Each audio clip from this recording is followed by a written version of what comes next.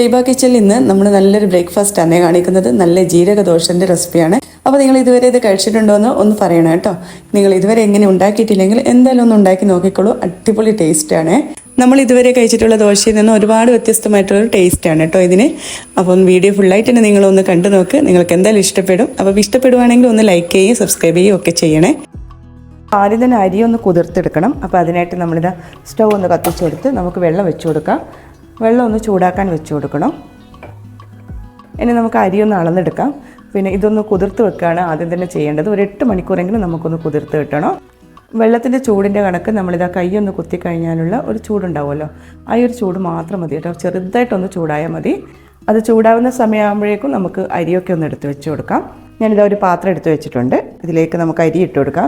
ഞാനിതാ പുഴുങ്ങൽ അരിയാണ് എടുത്തിട്ടുള്ളത്. നമ്മൾ ചോറ് വെക്കുന്ന അരിയാണ്, പൊന്നി അരിയാണ് എടുത്തിട്ടുള്ളത്. അപ്പോൾ ഒരു കപ്പ് ഇട്ട് കൊടുക്കുന്നുണ്ട്. അതിൻ്റെ കൂടെ തന്നെ ഒരു കപ്പ് തന്നെ നമ്മൾ പച്ചരിയും കൂടി ചേർത്ത് കൊടുക്കുന്നുണ്ട്. ഇത് നമ്മൾ ദോശ ഇഡ്ഡലിയൊക്കെ ഉണ്ടാക്കുന്ന പച്ചരി, അതാണ് ചേർത്ത് കൊടുക്കുന്നത്. ഇത് രണ്ടും സെയിം അളവായിരിക്കണം. പുഴുങ്ങലരിയും പച്ചരിയും സെയിം അളവിൽ തന്നെ എടുക്കുക. അപ്പോൾ എത്രയാണോ നിങ്ങൾക്ക് വേണ്ടത് അതിനനുസരിച്ച് എടുത്താൽ മതി. ഇതിപ്പോൾ ഞാൻ ഓരോരോ കപ്പാണ് എടുത്തിട്ടുള്ളത്. ഇത് തലേ ദിവസം തന്നെ നമ്മൾ കുതിർത്ത് വെക്കണം. ഇപ്പം ഞാനിപ്പോൾ രാവിലെ ഉണ്ടാക്കുന്നതാണെങ്കിൽ രാത്രി തന്നെ നമ്മളിതൊന്ന് കുതിർത്ത് വെക്കണം. അപ്പോൾ ഇതാ വെള്ളം ഇപ്പം ചൂടായിട്ടുണ്ട്. നമ്മളിങ്ങനെ കൈ കുത്തുമ്പോഴുള്ള ഒരു ചൂടുണ്ടാവുമല്ലോ, ആ ഒരു ചൂട് മാത്രം മതി നമുക്ക് ഇത് കുതിർക്കാനായിട്ട്. കൂടുതൽ ചൂടായി കഴിഞ്ഞാൽ ഭയങ്കര സോഫ്റ്റായി പോകും ദോശ. അപ്പോൾ നമുക്കിതിലേക്ക് അങ്ങ് ഒഴിച്ചു കൊടുക്കാം. വെള്ളമൊക്കെ നിങ്ങൾ പിന്നെ അരി എത്രയാണോ എടുക്കുന്നത് അതിനനുസരിച്ചിട്ട് വെള്ളം എടുത്താൽ മതി. അപ്പോൾ ഇതൊന്ന് ഒഴിച്ചു കൊടുത്തതിന് ശേഷം നമുക്കൊന്ന് മിക്സാക്കി കൊടുക്കാം. എന്നിട്ട് ഇതൊന്ന് അടച്ച് വെച്ച് കൊടുക്കണം. ഞാനൊന്ന് അടച്ചു വെച്ചിട്ടുണ്ട്. ഒരു 8 മണിക്കൂറെങ്കിലും നമുക്കൊന്ന് ഇത് നന്നായിട്ടൊന്ന് കുതിർക്കണം. അപ്പോൾ ഞാൻ തലേ ദിവസം തന്നെ ഇത് ചെയ്ത് വെച്ചതാണ്. ഇതിപ്പോൾ നിങ്ങൾക്ക് വീഡിയോ കാണിക്കാൻ വേണ്ടിയിട്ട് എടുത്തതാണ്. അപ്പോൾ അതുപോലെ ഞാൻ കുതിർത്തെടുത്തതാണ്. തലേ ദിവസം കുതിർത്തെടുത്ത് കഴുകിയെടുത്തതാണ്. ഇതിപ്പോൾ ഈ അരി നമ്മൾ കുതിർക്കുന്ന സമയത്ത് കഴുകി കൊടുക്കേണ്ട ആവശ്യമില്ല. അത് അരി അങ്ങനെ തന്നെ അങ്ങ് ഇട്ട് കൊടുത്താൽ മതി. രാവിലെ നമ്മൾ നന്നായിട്ട് കഴുകിയെടുത്താൽ മതി. ഇതിപ്പോൾ ഞാനിതാ നന്നായിട്ടൊന്ന് കഴുകിയെടുത്തിട്ടുണ്ട്. ഇതിപ്പോൾ നന്നായിട്ട് കുതിർന്നിട്ടുണ്ട്. ഇനി നമുക്കിതെങ്ങനെ അരച്ചെടുക്കേണ്ടതെന്ന് നോക്കാം. അപ്പോൾ ഇതിൽ വെള്ളമൊക്കെ ഒന്ന് നമുക്ക് മാറ്റി കൊടുക്കാം. ഞാൻ അരിപ്പയിലേക്ക് മാറ്റുന്നുണ്ട്.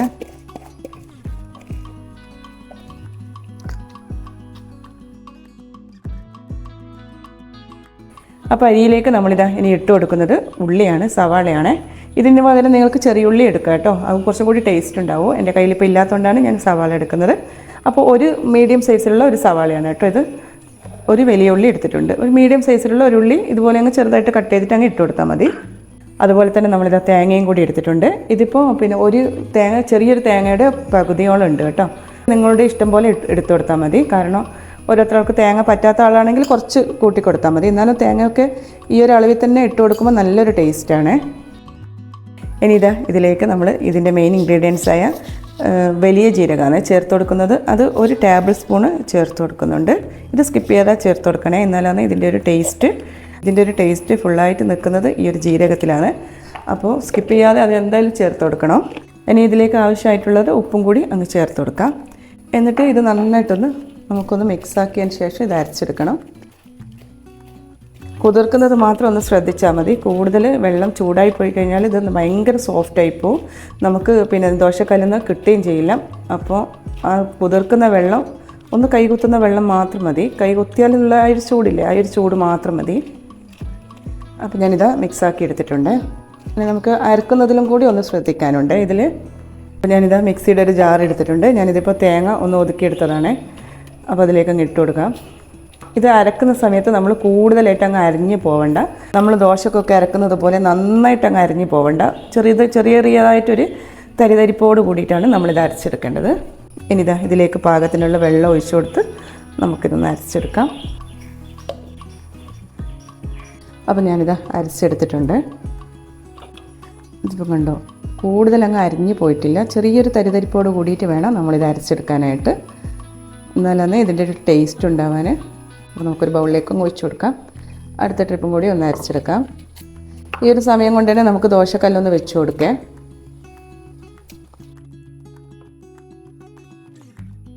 അരിയിത ഞാൻ ഫുള്ളായിട്ട് തന്നെ അരച്ചെടുത്തിട്ടുണ്ട്. ഇനിയിപ്പോൾ ഇത് കണ്ടോ, നിങ്ങൾ ഈ ഒരു ടൈറ്റിലാണ് കേട്ടോ ഉണ്ടാവാൻ. ഇതിൽ കുറച്ചും കൂടി നമുക്കൊന്ന് ലൂസാക്കി കൊടുക്കാം. വളരെ കുറച്ച് വെള്ളം ഒഴിച്ചു കൊടുക്കാം. ആ ജാറൊന്ന് കഴുകിയിട്ട് കുറച്ച് ഒരു ടേബിൾ സ്പൂണോളം വെള്ളം ഒഴിച്ചു കൊടുക്കുന്നുണ്ട്. ഈ ഒരു ലൂസിന് നമ്മൾ എടുക്കണം. ഇഡ്ഡലി മാവിൻ്റെ ഒക്കെ ആ ഒരു ലൂസ് ഉണ്ടാവുമല്ലോ. സാധാരണ ദോശൻ്റെ ലൂസിനെക്കാട്ടി കുറച്ചും കൂടി ടൈറ്റിലാണ് ഇത് വേണ്ടത്. അപ്പോൾ നമുക്കിനി ഇത് ചുട്ടെടുക്കാം. അപ്പോൾ ഇതാ ദോശക്കല്ല് വെച്ച് കൊടുത്തിട്ടുണ്ട്, നന്നായിട്ട് ചൂടായിട്ടുണ്ട്. ആദ്യം ഒന്ന് ബ്രഷ് ചെയ്ത് കൊടുക്കാം. എന്നിട്ട് ഒരു തവി മാവ് നമുക്ക് ഒഴിച്ചു കൊടുക്കാം.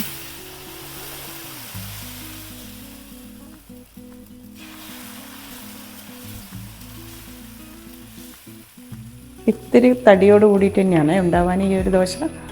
നമ്മൾ കൂടുതൽ അങ്ങനെ നേരിയതായിട്ട് വേണ്ട, പച്ചരി ദോശ പോലെ നല്ല നേരിയതായിട്ടൊന്നും ആക്കി കൊടുക്കണ്ട. ഇത്തിരി തടിയോട് കൂടിയിട്ട് തന്നെയാണ് ഇതുണ്ടാവാൻ.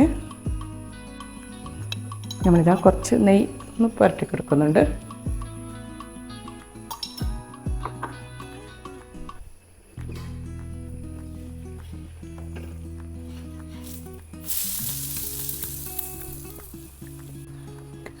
അപ്പോൾ ഇതിപ്പോൾ ആയിട്ടുണ്ട്. ഇതുപോലെ നല്ല മുരിഞ്ഞിട്ടെടുക്കണം, എന്നാലാണ് ഇതിൻ്റെ ഒരു ടേസ്റ്റ് ഉണ്ടാവാൻ. നമുക്കിത് പ്ലേറ്റിലോട്ടേക്ക് മാറ്റി കൊടുക്കാം. അപ്പോൾ ഞാനിതാ നല്ല അടിപൊളി ദോശയൊക്കെ ചുട്ടെടുത്തിട്ടുണ്ട്. നല്ലൊരു ടേസ്റ്റാണ് കേട്ടോ. ഇതിൻ്റെ ഒരു തേങ്ങയും ജീരകവും അതിൻ്റെയൊക്കെ ഒരു ടേസ്റ്റാണ് കൂടുതലുണ്ടാവാൻ. അപ്പോൾ എന്തായാലും നിങ്ങൾക്ക് ഇഷ്ടമാവും. ഇത് കറിയില്ലാതെ നമുക്ക് കഴിക്കാൻ പറ്റും. നല്ല ക്രിസ്പി ആയിട്ടുള്ളൊരു ദോശയാണ്. ഇതിൻ്റെ കൂടെ നമുക്ക് കറിയുടെ കോമ്പിനേഷൻ നല്ല മുളകിട്ടതാണ്. നമ്മൾ മീൻ മുളകിട്ടൊക്കെ ഇല്ലേ, അതൊക്കെ ഇതിൻ്റെ കൂടെ കഴിക്കാൻ നല്ല ടേസ്റ്റ് ആയിരിക്കും. അപ്പോൾ നിങ്ങൾ എന്തായാലും ഒന്ന് ഉണ്ടാക്കി നോക്ക്. ഇതുപോലെ നിങ്ങൾക്ക് ഇഷ്ടപ്പെട്ടിട്ടുണ്ടാകുമെന്ന് വിചാരിക്കുന്നു വീഡിയോ. ഇതുപോലെ ദോശ ഉണ്ടാക്കുന്നവരുണ്ടെങ്കിൽ അതൊന്ന് പറയണേ. ഇൻഷാ അല്ലാ ഇനിയും നല്ലൊരു വീഡിയോ ആയിട്ട് വരാം. ഇതുപോലെ ഒന്ന് ഉണ്ടാക്കി നോക്കിയിട്ട് നിങ്ങളുടെ അഭിപ്രായങ്ങളൊക്കെ ഒന്ന് പറയണം. ഇപ്പോൾ ഈ ഒരു അളവിൽ എനിക്കിതാ ഒരു 13 ദോശയോളം കിട്ടിയിട്ടുണ്ട് കേട്ടോ. നല്ല അടിപൊളി ടേസ്റ്റാണ്. ഇന്നത്തെ റെസിപ്പി ഇതാണ്. നിങ്ങൾക്ക് വീഡിയോ ഇഷ്ടപ്പെട്ടിട്ടുണ്ടെങ്കിൽ എന്തായാലും ഒന്ന് സബ്സ്ക്രൈബും കൂടി ചെയ്തേക്കണേ. ഒരുപാട് പേര് സബ്സ്ക്രൈബ് ചെയ്യാതെയാണ് കാണുന്നത്. പ്ലീസ് ഒന്ന് സബ്സ്ക്രൈബും കൂടി ചെയ്തേക്കണേ. ഇൻഷാ അല്ലാ ഇനിയും നല്ലൊരു വീഡിയോ ആയിട്ട് ഇനിയും വരാം.